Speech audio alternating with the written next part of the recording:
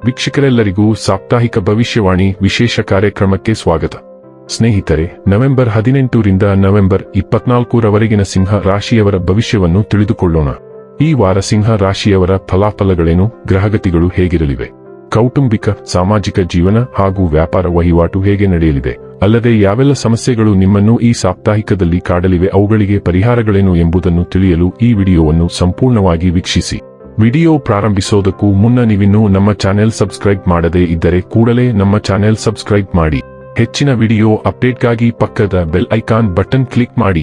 ವಂಶ ಪಾರಂಪರ್ಯ ಜ್ಯೋತಿಷ್ಯರು ನಂಬರ್ 1 ವಶೀಕರಣ ಸ್ಪೆಷಲಿಸ್ಟ್. ವಿದ್ಯೆ, ಉದ್ಯೋಗ, ಮದುವೆ, ಹಣಕಾಸಿನ ಸಮಸ್ಯೆ, ವ್ಯಾಪಾರ, ಆರೋಗ್ಯ ಸಮಸ್ಯೆಗಳಿಗೆ ಫೋನಿನ ಮೂಲಕ ಪರಿಹಾರ. ಇಂದೇ ಕರೆ ಮಾಡಿ. ಸ್ನೇಹಿತರೆ, ಚಂದ್ರನ ಚಿಹ್ನೆಗೆ ಸಂಬಂಧಿಸಿದಂತೆ ಗುರು 10ನೇ ಮನೆಯಲ್ಲಿರುವುದರಿಂದ ಈ ವಾರವಿಡೀ ನಿಮ್ಮ ಆರೋಗ್ಯವು ಸಾಮಾನ್ಯವಾಗಿ ಉತ್ತಮವಾಗಿರುತ್ತದೆ. ಏಕೆಂದರೆ ಅನೇಕ ಗ್ರಹಗಳ ಶುಭ ದೃಷ್ಟಿಯು ನಿಮ್ಮ ಆರೋಗ್ಯವನ್ನು ಬಲಪಡಿಸುತ್ತವೆ ಮತ್ತು ಇದರೊಂದಿಗೆ ದೀರ್ಘಕಾಲದಿಂದ ನಡೆಯುತ್ತಿದ್ದ ಕಾಯಿಲೆಯಿಂದ ನಿಮಗೆ ಪರಿಹಾರ ನೀಡುತ್ತವೆ. ಆದ್ದರಿಂದ ಈ ವಾರ ನಿಮ್ಮ ಮನಸ್ಸು ಸಂತೋಷವಾಗಿರಲು ಸಾಧ್ಯವಾಗುತ್ತದೆ. ಈ ವಾರ ನಿಮ್ಮ ಹಣಕಾಸಿನ ಅಂಶವನ್ನು ಬಲಪಡಿಸಲು ನೀವು ನಿಷ್ಠಾವಂತ ಜನರ ಸಲಹೆಯನ್ನು ಪಡೆಯಬೇಕು. ನಿಮ್ಮ ಯೋಜನೆ ಯಾವಾಗಲೂ ಯಶಸ್ವಿಯಾಗುವ ಸಾಧ್ಯತೆ ಇಲ್ಲ, ಆದ್ದರಿಂದ ಇತರ ಅನುಭವದಿಂದ ಕಲಿಯುವ ಮೂಲಕ ನೀವು ಸರಿಯಾದ ನಿರ್ಧಾರಗಳನ್ನು ತೆಗೆದುಕೊಳ್ಳಬೇಕಾಗುತ್ತದೆ. ಒಟ್ಟಾರೆಯಾಗಿ ನಿಮ್ಮ ರಾಶಿಚಕ್ರದ ಸ್ಥಳೀಯರಿಗೆ ಈ ವಾರವು ಸಾಮಾನ್ಯಕ್ಕಿಂತ ಉತ್ತಮವಾಗಿರುತ್ತದೆ. ಆದರೆ ಈ ಸಮಯದಲ್ಲಿ ಹಣಕ್ಕೆ ಸಂಬಂಧಿಸಿದ ವಿಷಯಗಳಲ್ಲಿ ನಿರಂತರವಾಗಿ ನಿಗಾ ಇಡಬೇಕಾಗುತ್ತದೆ. ಈ ಸಮಯವು ನಿಮ್ಮ ತಾಯಿಯ ಆರೋಗ್ಯಕ್ಕೆ ಅನುಕೂಲಕರವಾಗಿರುತ್ತದೆ.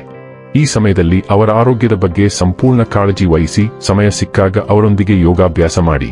ಅಲ್ಲದೆ ಕಾಲಕಾಲಕ್ಕೆ ನಿಮ್ಮ ಸಹೋದರ ಸಹೋದರಿಯರ ಬೆಂಬಲವೂ ನಿಮಗೆ ಸಿಗುತ್ತದೆ. ದೀರ್ಘಕಾಲದವರೆಗೆ ತಮ್ಮ ವ್ಯವಹಾರವನ್ನು ವಿಸ್ತರಿಸುವ ಬಗ್ಗೆ ಯೋಚಿಸುತ್ತಿರುವ ವ್ಯಾಪಾರಸ್ಥರು ಈ ವಾರ ಇದರ ಬಗ್ಗೆ ಕೆಲವು ಒಳ್ಳೆಯ ಸುದ್ದಿಗಳನ್ನು ಪಡೆಯಬಹುದು. ಏಕೆಂದರೆ ಈ ಸಮಯ ನಿಮ್ಮ ಸೃಜನಶೀಲತೆಯಲ್ಲಿ ಹೆಚ್ಚಳವನ್ನು ತರುವ ಸಾಧ್ಯತೆಗಳಿವೆ. ಈ ಕಾರಣದಿಂದಾಗಿ ನಿಮಗೆ ಲಾಭ ಮತ್ತು ಬೆಳವಣಿಗೆ ಎರಡನ್ನೂ ನೀಡುವಂತಹ ಯಾವುದೇ ಉತ್ತಮ ಹೆಜ್ಜೆಯನ್ನು ನಿಮ್ಮ ವ್ಯಾಪಾರಕ್ಕಾಗಿ ನೀವು ತೆಗೆದುಕೊಳ್ಳಬಹುದು. ಈ ವಾರ ನಿಮ್ಮ ಹರ್ಷಚಿತ್ತದ ಪಾತ್ರ ಮತ್ತು ಬೌದ್ಧಿಕ ಕೌಶಲ್ಯವು ಶಿಕ್ಷಣದಲ್ಲಿ ನಿಮಗೆ ಯಶಸ್ಸು ನೀಡುತ್ತದೆ. ಆದರೆ ನೀವು ಅನೇಕ ವಿದ್ಯಾರ್ಥಿಗಳನ್ನು ನಿಮ್ಮ ವಿರುದ್ಧವಾಗಿ ಮಾಡಬಹುದು. ಏಕೆಂದರೆ ಮುಂದುವರಿಯುತ್ತಿರುವ ನಿಮ್ಮ ಯಶಸ್ಸನ್ನು ನೋಡಿ ಅವರು ಅಸೂಯೆಪಡುತ್ತಾರೆ. ಮುಂಬರುವ ಸಮಯದಲ್ಲಿ ಇದು ನಿಮಗೆ ತೊಂದರೆಯನ್ನು ನೀಡುತ್ತದೆ. 4ನೇ ಮನೆಯಲ್ಲಿ ಬುಧಾದಿತ್ಯ ಯೋಗದಿಂದ ಬಹಳಷ್ಟು ಪ್ರಯೋಜನಗಳನ್ನು ಪಡೆಯುತ್ತೀರಿ. 5ನೇ ಮನೆಯಲ್ಲಿ ಶುಕ್ರ ಸಹ ನಿಮಗೆ ಬೆಂಬಲ ಶಕ್ತಿ ಕೊಡುತ್ತಾನೆ. 2ನೇ ಮನೆಯಲ್ಲಿ ಕೇತು ಮನೆಯಲ್ಲಿ ವೈರುಧ್ಯದ ವಾತಾವರಣ ಕೊಡುತ್ತಾನೆ. 10ನೇ ಮನೆಯ ಗುರು ಒತ್ತಡಗಳನ್ನು ಕೊಡುತ್ತಾನೆ.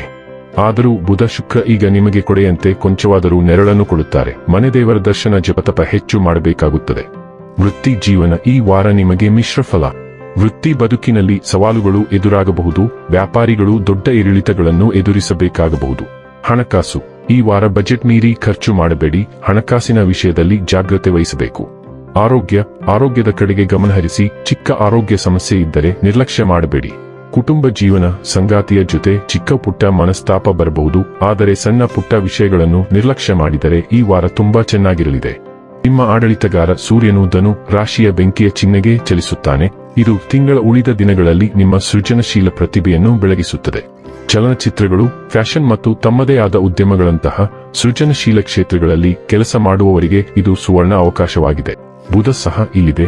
ಆದ್ದರಿಂದ ನಿಮ್ಮ ವ್ಯವಹಾರದ ದಿಕ್ಕನ್ನು ಬದಲಾಯಿಸಲು ತಂಡಗಳೊಂದಿಗೆ ಸಾಕಷ್ಟು ಸಂವಹನ ಇರುತ್ತದೆ. ಮನರಂಜನಾ ಉದ್ದೇಶಗಳಿಗಾಗಿ ನೆಟ್ವರ್ಕಿಂಗ್, ತಂಡದ ಚರ್ಚೆಗಳು ಮತ್ತು ಸಾಮಾಜಿಕ ಕೂಟಗಳು ಸಹ ಬರಲಿವೆ.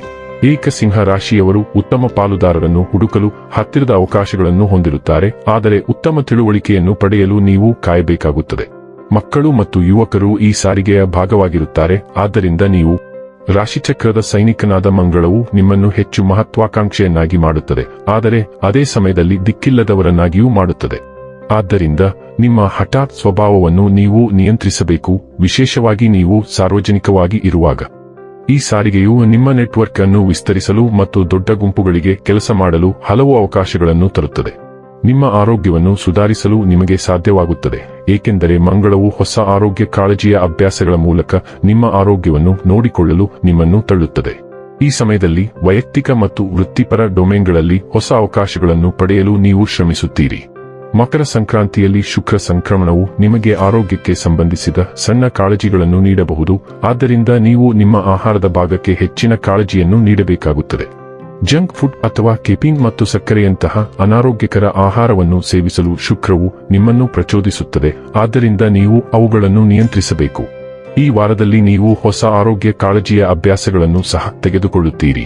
ಕೆಲಸದ ಸ್ಥಳಕ್ಕೆ ಹೆಚ್ಚಿನ ಗಮನ ಬೇಕು, ಏಕೆಂದರೆ ಶುಕ್ರ ಮಾತ್ರವಲ್ಲ ಸೂರ್ಯ ಮತ್ತು ಮಂಗಳ ಸಹ ಅವರಿಗೆ ಪ್ರಮುಖ ಆದರೆ ಸಮಸ್ಯಾತ್ಮಕ ಮನೆಗಳ ಮೂಲಕ ಚಲಿಸುತ್ತಿವೆ. ಆದ್ದರಿಂದ ನೀವು ಏನು ಮಾಡುತ್ತೀರಿ ಮತ್ತು ನೀವು ಹೇಗೆ ವರ್ತಿಸುತ್ತೀರಿ ಎಂಬುದರ ಬಗ್ಗೆ ನೀವು ಜಾಗರೂಕರಾಗಿರಬೇಕು. ವಿಶೇಷವಾಗಿ ಮಂಗಳವು ನಿಮ್ಮ ರಾಶಿಯಲ್ಲಿದ್ದಾಗ ನೀವು ಹೋರಾಟದ ಕ್ರಮದಲ್ಲಿರುತ್ತೀರಿ, ಆದ್ದರಿಂದ ನೀವು ಅದನ್ನು ನಿಯಂತ್ರಿಸಬೇಕಾಗುತ್ತದೆ.